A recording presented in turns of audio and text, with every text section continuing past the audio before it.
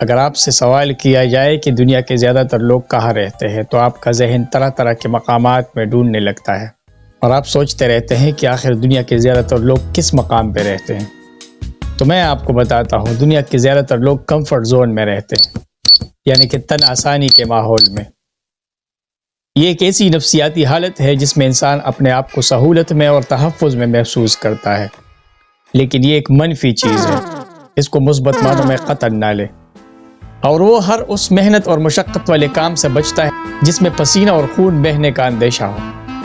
عمومی طور پر comfort zone میں رہنے والے لوگ خطرات اور رسک مول لینے والے لوگ نہیں ہوتے، یہ چیلنجز سے گھبراتے ہیں، ان کے اندر خود اعتمادی کا فقدان ہوتا ہے اور یہ ہر چیلنجنگ ماحول سے اپنے آپ کو بچاتے ہیں، بلکہ یوں سمجھے کہ انہوں نے اپنے ارد گرد کچھ باؤنڈریز کڑی کی ہوتی ہے جن کے باہر یہ قدم نہیں رکھ سکتے، جیسے مچھلی تالاب سے باہر نہیں جا سکتی۔ تو یاد رکھیے، کمفرٹ زون آپ کی ترقی کی سب سے بڑی دشمن ہے۔ میں ہوں عابد علی رحمان اور آپ دیکھ رہے ہیں میرے یوٹیوب چینل لرن ٹو فن۔ اگر آپ نے ابھی تک میرا چینل سبسکرائب نہیں کیا تو جلدی سے سبسکرائب کا بٹن دبائیں، بیل آئیکن کو ضرور آن کریں تاکہ ہر نئی آنے والی ویڈیو کی نوٹیفیکیشن آپ کو بر وقت پہنچ سکے۔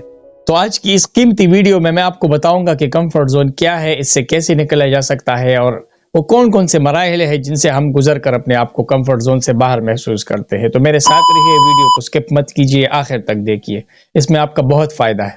تو آئیے پہلے اس زون کو 4 حصوں میں تقسیم کرتے ہیں: comfort zone, fear zone, learning zone اور گروتھ زون۔ کمفرٹ زون میں ہم اپنے آپ کو بہت محفوظ ماحول میں محسوس کرتے ہیں اور ہم خطرات سے بچتے ہیں، بلکہ چیلنجز کا سامنا ہی نہیں کر سکتے، ہم میں اتنی جرت ہی نہیں ہوتی، رسک بالکل نہیں لیتے اور ہم سوچتے ہیں کہ دنیا ادھر سے ادھر ہو جائے، بس کوئی ہمیں کام کرنا کہے اور مشقت والے کام میں نہ لگائے۔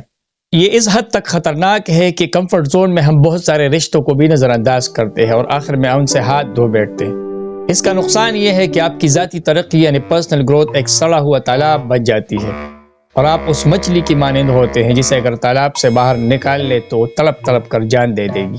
دوسرا جو زون ہے اسے فیئر زون کہتے ہیں، جسے ہم خوف کا بت کہتے ہیں یا خوف کا ماحول کہتے ہیں۔ خوف کے اس ماحول میں انسان خود اعتمادی سے بالکل محروم ہو جاتا ہے اور وہ مشقت والے کام سے بچنے کے لیے بہت سارے بہانے اور بہت سارے ایکسکیوزز تراشتا ہے کہ آج تو میری طبیعت ٹھیک نہیں ہے، آج میرے سر میں درد ہے، آج مجھے تھوڑی سی سستی ہو رہی ہے، آج مجھے اپنی نیند پوری کرنی ہے۔ اس کا نقصان یہ ہے کہ ایسے شخص کی اپنی ذاتی رائے ختم ہو جاتی ہے، ہمیشہ دوسرے لوگ اسے روبوٹ کی طرح چلاتے ہیں، ریموٹ کنٹرول دوسرے کے ہاتھ میں آ جاتا ہے، یعنی کہ اس کی زندگی کی جو حکمرانی ہے وہ دوسرے شخص کے ہاتھ میں چلی جاتی ہے اور وہ اس سے بہت سارے فوائد اٹھا سکتا ہے۔ ایسے لوگوں کو ناکامی کا خوف، مسترد ہونے کا خوف یا اچھا نہ لگنے کا خوف ہوتا ہے، اور ایسے افراد چیلنجز کو اپنا سب سے بڑا دشمن سمجھتے ہیں، چیلنجز کا سامنا بالکل نہیں کر سکتے۔ اس کے بعد کا جو زون ہے وہ اس سے بہتر ہے، وہ لرننگ زون ہے۔ جو انسان لرننگ زون میں آ گیا، سمجھ جائیں کہ اس کی ترقی شروع ہو گئی اور وہ کمفرٹ زون اور فیئر زون سے باہر نکل آیا ہے۔ یہاں انسان اگر تھوڑی سی محنت کرے تو وہ خوف سے باہر نکل آتا ہے۔ ہم کہتے ہیں اردو میں خوف کا بت توڑتا ہے۔ انسان چھوٹے موٹے اور پھر بڑے بڑے چیلنجز کا سامنا شروع کر دیتا ہے اور اپنے مسائل دوسروں کے سہارے کی بجائے اپنے سہارے حل کرنا شروع کر دیتا ہے۔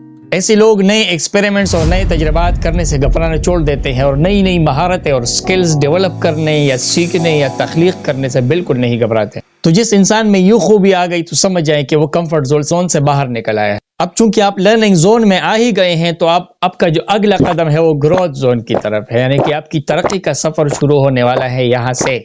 یہاں پہنچ کر آپ سب سے پہلے اپنی زندگی کے مقاصد ڈھونڈنا شروع کر دیتے ہیں کہ میں کون ہوں، یہاں کس لیے آیا ہوں، آگے کیا کروں، میری زندگی کے مقاصد کیا ہیں۔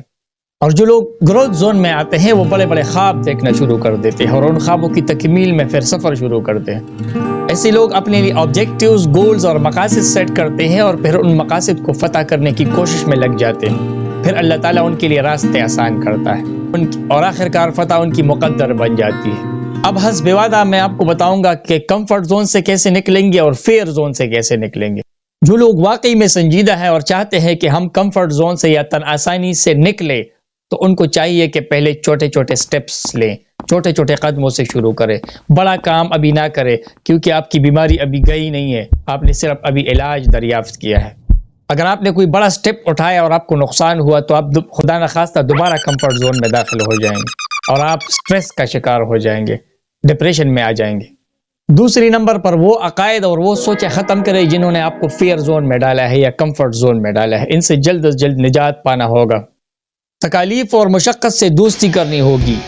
یوں سمجھیے کہ یہ فطرت کا حصہ ہے اور فطرت کا قانون ہے کہ انسان تکالیف اور مشقتوں سے گزر کر ہی کوئی بڑا مقام پاتا ہے. اور یہ بات یاد رکھیے کہ دنیا کا کوئی بھی بڑا شخص مشقت اور محنت کے بغیر بڑا آدمی نہیں بنا ہے. نہ پہلے کبھی ہوا ہے اور نہ آئندہ ہوگا. چوتھا کام یہ کرے کہ اپنے ارد گرد حوصلہ بڑھانے والے، موٹیویٹ کرنے والے اور داد و تحسین دینے والے لوگ جمع کریں. ایسے لوگوں سے دوستی کرے جو آپ کے چھوٹے چھوٹے قدموں کو بھی سراہے. ناقدین سے بالکل دور رہے. وہ آپ کی انرجی کو ڈرین آؤٹ کریں گے، آپ کو موجودہ توانائی سے بھی محروم کر دیں گے. فیئر زون سے نکلنے کے لیے آپ کو ڈر کو پہچاننا ہوگا کہ آخر وہ کون سا ڈر ہے جس نے مجھے فیئر زون میں ڈالا ہے. وہ ڈر اصل میں ہوتا نہیں ہے، وہ آپ کے اندر کا خوف ہے. اور ان چیزوں کو پہچان لے جن سے آپ زندگی میں خائف ہیں اور ان کا سامنا کرنا شروع کریں. اور یقین مانیے جب آپ نے وہ ڈر پہچان لی تو آپ جلد ہی اس ڈر پر قابو بھی پا لیں گے، بلکہ آپ اس ڈر کو فتح بھی کر لیں گے. اور یاد رکھیے اپنے ذہن کو سوچوں میں بہت زیادہ تھکائے مت، بلکہ اس کو ریلیکس رکھے تاکہ وقت پر آپ کے کام آئے. ماضی کے نقصانات کی بجائے مستقبل کی کامیابیاں یاد کریں، اچھا وقت یاد کریں اور اس طرف سفر شروع کریں گے تو آپ میں بہت مثبت تبدیلیاں آئیں گی. تو جناب کیسی لگی آج کی ویڈیو آپ کو؟ امید ہے آپ کو پسند آئی ہوگی. کمنٹ سیکشن میں اپنا فیڈ بیک ضرور دیجیے گا. ملتے ہیں انشاءاللہ العزیز اگلی ویڈیو میں.